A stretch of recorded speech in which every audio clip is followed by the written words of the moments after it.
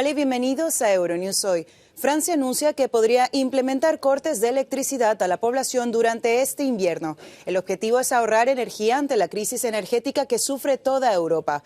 Y es que son varios los retos que deberá enfrentar la región tras cortar sus lazos con Rusia por su invasión a Ucrania. El presidente Emmanuel Macron busca reforzar la cooperación entre Francia y Estados Unidos en su visita oficial al país. Macron advierte que Washington y la UE están al borde de una guerra comercial cuando el enemigo real, según el mandatario, continúa siendo Moscú. En otro escenario de rivalidades, esta vez en el plano deportivo, Alemania se despidió este jueves del Mundial de Qatar. Millones de aficionados vieron cómo la Mannschaft ganaba a Costa Rica 2-4, pero que por diferencia de goles quedaba fuera de la competición. Sin embargo, este resultado le ha permitido a la selección de España pasar a octavos pese a su derrota contra Japón. España deberá enfrentar a Marruecos en su próxima cita en el campo. Lamentablemente, el avance del equipo africano ha suscitado celebraciones violentas en varios países europeos. No se pierda esta pieza y también nuestro reportaje desde la ciudad ucraniana de Jersón, donde se han encontrado nuevas fosas comunes tras la pasada retirada rusa. Cerramos la semana con mucha información. El Vaticano sufre aparentemente un ciberataque. Suiza congela más activos rusos en sus bancos. Y en América Latina, una nueva disputa territorial entre Chile y Bolivia queda zanjada gracias a la diplomacia. Comenzamos con nuestros titulares. Las tropas rusas comienzan su retirada de los alrededores de Jersón, según Ucrania, mientras la población sigue huyendo. El gobierno francés plantea posibles cortes de electricidad intermitentes para ahorrar energía este invierno. Detenido en Guatemala un líder de la Mara Salvatrucha que coordinaba las actividades delictivas de la banda entre Guatemala, Honduras y El Salvador. Paso atrás de Rusia en los alrededores de Jersón. Según Ucrania, las tropas de Moscú se han retirado de las ciudades bajo su control en la otra orilla del río Dnieper. Sin embargo, siguen bombardeando a la población en Jersón, lo que ha vuelto a interrumpir el suministro de electricidad y otros servicios. Muchos civiles continúan su huida. En el plano diplomático, las negociaciones de paz siguen estando todavía muy lejos. Ninguna de las partes quiere ceder territorio. Para los ucranianos también es necesario que cuando termine una guerra que dura ya 9 meses, se cree un tribunal que depure responsabilidades por la invasión. Si no se garantiza la rendición de cuentas por el crimen de agresión contra Ucrania, no habrá paz y seguridad duraderas en la OSCE. Por eso hay que crear un tribunal especial que se ocupe del crimen de agresión, insistió el ministro de Exteriores de Ucrania. Francia se ha convertido en el primer gran país occidental que apoya explícitamente la creación de dicho tribunal. El presidente Emmanuel Macron y su homólogo estadounidense Joe Biden, reunidos en la Casa Blanca, condenaron los ataques rusos a las infraestructuras que Moscú había justificado horas antes. Amigos, con muchas diferencias, pero esencialmente amigos frente a la Rusia de Putin. Pese a los desacuerdos comerciales, el presidente de Estados Unidos, Joe Biden, recibió a su homólogo francés Emmanuel Macron en la Casa Blanca con la mejor de las acogidas. Biden destacó la histórica alianza con Francia y subrayó los valores democráticos y el respeto a los derechos humanos que unen a ambas naciones en contraste con la agresión rusa en Ucrania. Hoy reafirmamos que, como he dicho, vamos a estar juntos contra esta brutalidad y seguiremos apoyando firmemente al pueblo ucraniano mientras defiende sus casas y sus familias, sus guarderías y sus hospitales, su soberanía, su integridad contra la agresión rusa. Macron se refirió a la amenaza de guerra comercial que se avecina entre Washington y Bruselas. Es necesario resincronizar las agendas, dijo, para evitar que los incentivos fiscales aplicados en Estados Unidos perjudiquen a Francia y a Europa. En contacto con los demás europeos y con la Comisión Europea, desarrollaremos un trabajo que debe ser ahora técnico para resolver el efecto dominó sobre los proyectos que se desarrollan en Europa. Queremos tener éxito juntos, no enfrentados. Mientras una comisión bilateral allana obstáculos, Francia y Estados Unidos exhibieron posiciones comunes sobre Irán y China.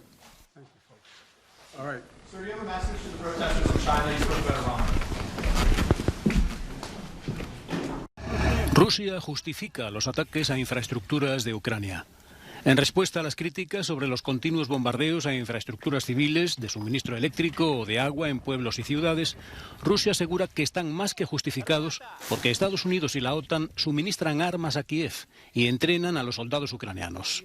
El ministro de Asuntos Exteriores de Rusia, Sergei Lavrov, justificó los bombardeos. Desactivamos las instalaciones energéticas en Ucrania que les permiten a ustedes, a Occidente, alimentar a Ucrania con armas mortales para matar a los rusos. Así que no me digan que Estados Unidos y la OTAN no están involucrados en esta guerra. Ustedes están directamente involucrados no solo suministrando armas, sino también entrenando al personal militar. Este miércoles, la OTAN se comprometió a seguir enviando armas de última generación a Ucrania, incluidos sistemas avanzados de defensa aérea. La entrega de material militar por parte de Occidente ha ayudado a cambiar el rumbo de la guerra en los últimos meses. Rusia ha atacado cada vez más el suministro de electricidad y agua tras la reconquista ucraniana de la ciudad de Jersón el mes pasado. Los ataques rusos en territorio ucraniano, que han tenido como objetivo barriadas residenciales y han provocado la muerte de numerosos civiles, han sido ampliamente condenados por la comunidad internacional.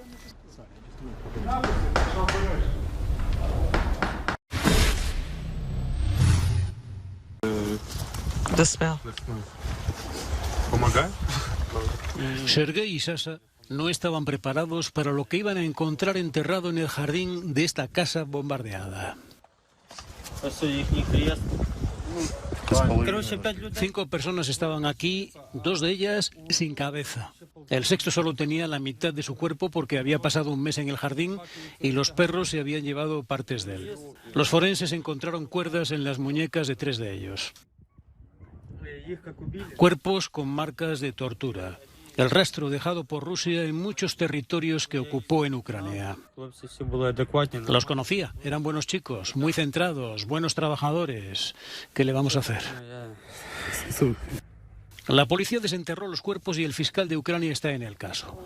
Las ejecuciones masivas equivalen a crímenes de guerra y la Unión Europea ha pedido que un tribunal especial investigue los crímenes de Rusia en Ucrania. Sasha dice que podría haber estado él en esa tumba. Este vecino de 35 años fue capturado por las tropas rusas en 2 ocasiones, acusado de proporcionar a Ucrania la información que ayudó a Kiev a reconquistar finalmente este territorio.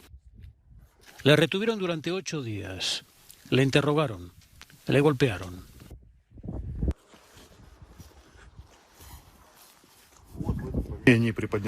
Una vez nos levantaron un poco las bolsas de la cabeza y nos dijeron: esto es lo que les pasará a todos los ucranianos.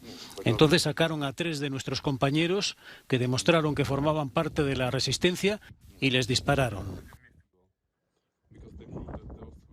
Sasha sigue en estado de shock, pero dice que lo que pasó solo hace que su determinación sea más fuerte para mantenerse en combate.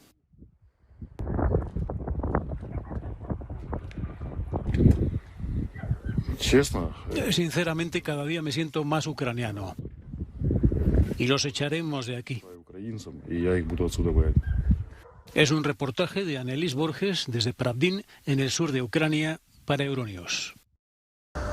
7.500 millones de francos suizos, unos 7.600 millones de euros, es el montante de los activos rusos congelados en Suiza por las sanciones impuestas contra Moscú por la guerra en Ucrania. Además, están inmovilizados parte de otros 46.100 millones de francos suizos de personas no sancionadas, como ha explicado uno de los responsables de la Secretaría de Estado de Economía suiza.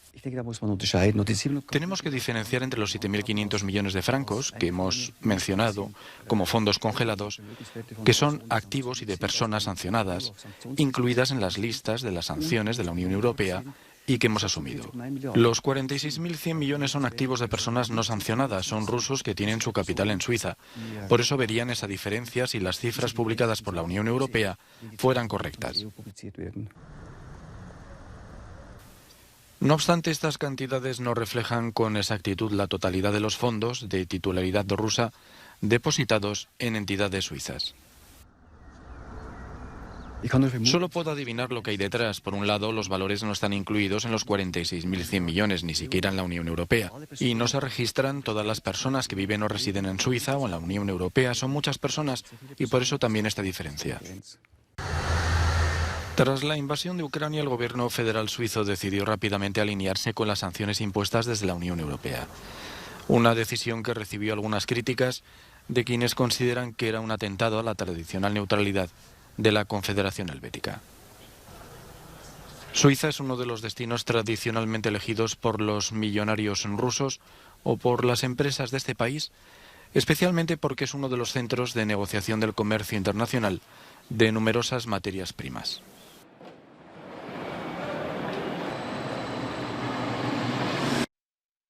El Vaticano sufre un supuesto ciberataque. Las páginas web del Vaticano, tanto las del portal institucional como las de los diferentes departamentos vaticanos, dejaron de funcionar durante varias horas. El Vaticano admitió que estaban realizando investigaciones técnicas debido a intentos anómalos de acceder al sitio. El embajador ucraniano ante la Santa Sede, Andriy Yuras, aseguró en Twitter que se había tratado de un ataque de hackers rusos después de las últimas declaraciones del Papa Francisco sobre la guerra en Ucrania. Este lunes Francisco reiteró su disposición a mediar, pero señaló como invasor a Rusia y definió como quizás los más crueles del ejército ruso en Ucrania a los chechenos, los buriatos y otros. Los medios de comunicación italianos aseguran que se trataría posiblemente de un ciberataque ruso, como ha sucedido en otras instituciones, sobre todo vinculado a las últimas declaraciones del pontífice sobre la guerra en Ucrania. La portavoz del Ministerio de Exteriores ruso, María Zaharova, aseguró sobre las palabras del Papa: ya no es rusofobia, sino una perversión de la verdad. El embajador ruso ante la Santa Sede, Alexander Avdiv, expresó lo que calificó de indignación de Moscú por las palabras del Papa en el Vaticano.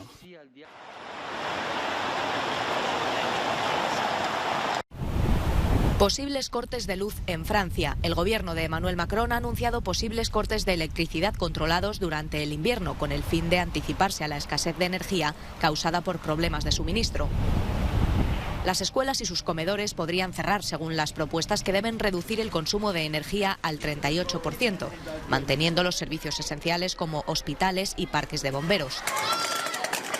Los servicios ferroviarios también podrían sufrir cambios para evitar que los trenes se queden parados a mitad de trayecto.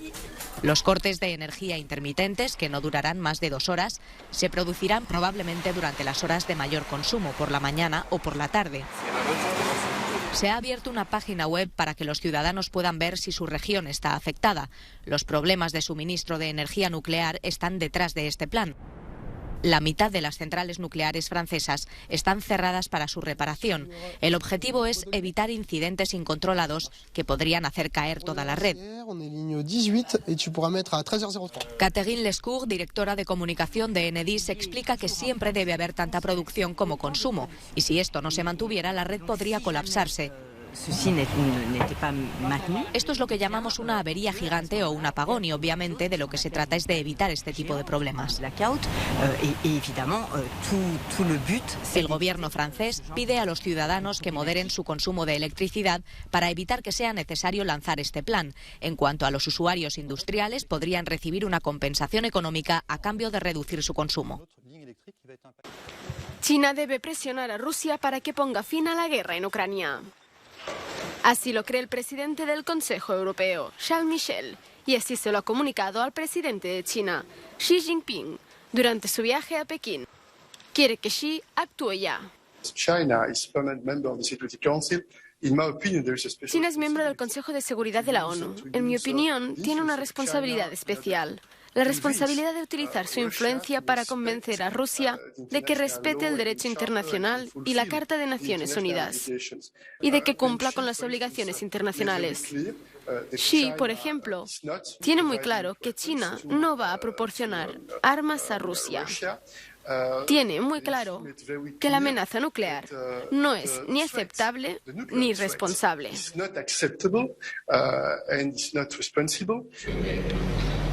Xi Jinping quiere, por su parte, que se negocie una solución política al conflicto de Ucrania. Michel ha visitado China justo cuando el país vive las mayores protestas en décadas. Los ciudadanos se manifiestan ante las restrictivas políticas cero COVID impuestas por el régimen, lo que ha puesto los derechos humanos sobre la mesa. Los dos líderes han reanudado su diálogo sobre ello. Para la Unión Europea, el derecho de reunión es un importante derecho fundamental, garantizado por los instrumentos internacionales, que se componen de instrumentos y de instituciones nacionales. China representa más del 22% de las importaciones europeas, por lo que las relaciones comerciales entre la Unión Europea y China han tenido un papel destacado en el encuentro. Pero a pesar de su importancia, varios eurodiputados creen que se debe encontrar un equilibrio entre el comercio y el compromiso con los derechos humanos. Entendemos que el comercio es necesario. Tenemos que seguir tratando con los chinos, así que no dejaré de apoyar el hecho de que mantengamos el contacto, incluso teniendo en cuenta el último periodo, que ha sido muy difícil. Xi Jinping también espera profundizar en la cooperación con la Unión Europea y reanudar la negociación del acuerdo de inversión que fue congelado el año pasado tras las sanciones que Pekín impuso a varios eurodiputados y políticos europeos. Detenido en Guatemala un líder de la Mara Salvatrucha. Walter Martínez fue detenido el miércoles por la noche junto con otros 3 miembros de la banda salvadoreña. Ya han sido entregados a las autoridades del país vecino, según el Ministerio del Interior guatemalteco. Es un peligroso líder de la estructura criminal Mara Salvatrucha, quien coordinaba acciones delictivas en territorio guatemalteco, hondureño y salvadoreño, según la información de la División de Información Policial. El Salvador, Honduras y Guatemala forman el llamado Triángulo de la Muerte, plagado de las bandas que controlan el narcotráfico y el crimen organizado. Por eso han unido sus fuerzas para bloquear el movimiento de grupos violentos con la puesta en marcha de un plan de seguridad fronteriza. Son valores. El presidente salvadoreño, Nayib Bukele, ha añadido al menos 14.000 efectivos militares a su guerra contra las maras. El Salvador se encuentra desde finales de marzo bajo un régimen de excepción, tras una ola de asesinatos que se cobró la vida de más de 80 personas en 3 días. En ese contexto, 2 miembros de la Mara Salvatrucha fueron condenados a más de 200 y 300 años de prisión, respectivamente, por su participación en 7 homicidios. Bolivia y Chile entierran la última de sus disputas sobre sus desencuentros fronterizos que quedaba pendiente ante la Corte Internacional de Justicia de La Haya. Se trata del uso de las aguas del río Silala. El gobierno boliviano defendía sus derechos porque el río Silala nace en su territorio, en el departamento de Potosí, a 4 kilómetros de la frontera con Chile. Por su parte, el gobierno chileno solicitaba el reconocimiento de su carácter internacional. Y esta ha sido la decisión fijada en el veredicto, aunque la más alta jurisdicción de Naciones Unidas evitó pronunciarse sobre la disputa al considerar que el río Silala es un curso de agua internacional y que tanto Bolivia como Chile están de acuerdo en que ambos países tienen derechos y obligaciones respecto al uso equitativo y razonable de sus aguas. Parte del río Silala fue canalizado artificialmente en los años 20 del siglo pasado por la empresa que construyó el ferrocarril en la zona. Esto sirvió de argumento a Bolivia para reclamar a Chile una compensación al considerar que estas obras desviaron un mayor flujo de agua hacia la frontera. Las reacciones han sido diversas desde Santiago, declaración oficial del presidente chileno Gabriel Boric, celebrando el fallo. Sostuvimos desde un comienzo es que el río Silala era un curso de agua internacional y que por lo tanto se regía por el derecho internacional consuetudinario y que Chile había hecho y hace un uso equitativo y razonable de estas aguas en virtud del derecho internacional. No exigimos nada más y eso ha sido concedido por la Corte y por lo tanto nosotros nos declaramos satisfechos con esto. Desde La Paz hablaba el ministro de Exteriores boliviano, Rogelio Maita. Bueno, es positivo porque Chile decía que habíamos cometido violaciones del derecho internacional. Nos llevó a la Corte diciendo que habíamos transgredido el derecho internacional. El tribunal se ha manifestado. En esto sí falló y dijo que no había pruebas. Las disputas se remontan a la Guerra del Pacífico en el siglo XIX, cuando Bolivia perdió su acceso al mar. Nuevos actos de violencia de los hinchas marroquíes en varios países europeos tras el pase de su selección a octavos de final. En los Países Bajos, al menos 6 personas han sido arrestadas en La Haya y también hubo detenciones en otras ciudades, mientras un policía resultó herido. En la vecina Bélgica se produjeron disturbios en el centro de Bruselas con 18 detenciones. Algunos asistentes dirigieron bengalas contra los agentes de policía que recurrieron a los gases lacrimógenos. Se desplegó un fuerte dispositivo policial para evitar los destrozos del pasado domingo cuando la selección marroquí ganó a la belga y algunos hinchas hicieron una cadena humana para evitar confrontaciones.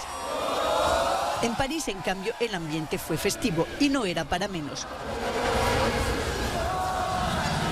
Marruecos se ha clasificado para los octavos de final de un mundial de fútbol por primera vez en 36 años.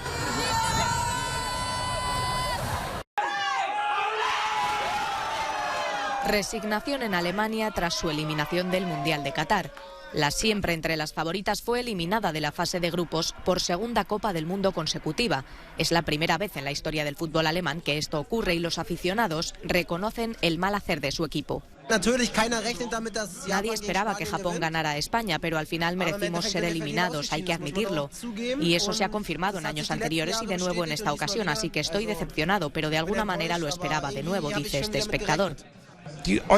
Otro añade que las circunstancias externas ya eran malas. Este mundial forma parte del mundo entero y toda la situación política da ganas de vomitar. Y esa situación política también ha influido en la falta de apoyo al evento. Faltó ambiente por los muchos llamamientos al boicot contra el país anfitrión del mundial, Qatar. Uno de ellos en este acto en Baviera. La expectación en el juzgado de Barcelona, en España, era máxima. La cantante colombiana Shakira y el exfutbolista Gerard Piqué llegaban por separado para firmar un acuerdo con el que se pretende permitir a la artista que pueda mudarse con sus hijos a Miami. Han sido meses de negociaciones entre los equipos de abogados de ambos. Según un abogado de Piqué, después de la firma, ambos han salido más tranquilos y relajados. A partir de ahora queda esperar a que el fiscal apruebe el convenio y la sentencia. El abogado desmintió algunas informaciones que aseguraban que el acuerdo impedía a Piqué establecer su residencia en Miami o que no podrían verse con los niños acompañados de sus futuras parejas. Hasta el momento, Barcelona es la ciudad en la que nacieron y vivieron sus dos hijos y donde han estado escolarizados. Gracias por acompañarnos durante toda la semana. Aquí en Euronews comenzamos a sentir el ambiente festivo de la Navidad. Les dejamos con un No Comen del Día bastante especial desde Londres. No olviden visitar nuestra página web para más información y seguirnos en nuestras redes sociales en Euronews Español. Hasta la próxima.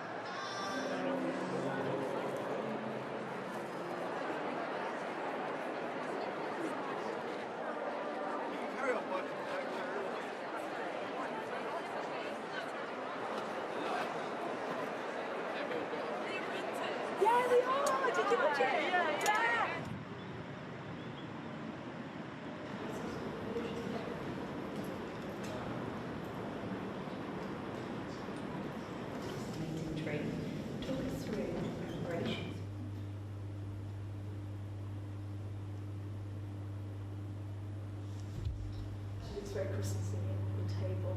We haven't used the washing machine for